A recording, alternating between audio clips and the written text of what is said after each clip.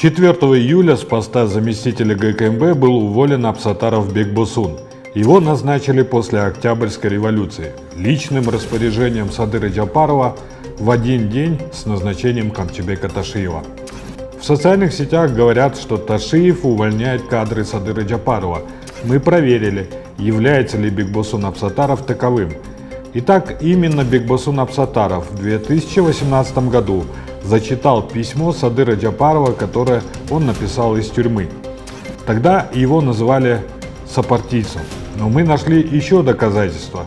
Это компания Брикет Джиргалан. Учредителем является сестра президента Джапарова Салтанат Нургоджоевна, а директором значится племянник главы государства Джапаров Азат Сабырович.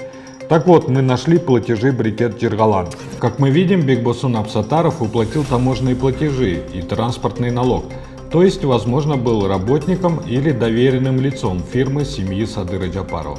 И, соответственно, не за красивые глазки в октябре 2020 года президент назначил пенсионера заместителем ГКМБ, а после дал еще и звание генерала-майора. Напомним, с 2010 по 2020 он не работал в структурах ГКМБ, выйдя на пенсию. А теперь СМИ сообщают, что его уволили, но на сайте ГКМБ он до сих пор значится заместителем.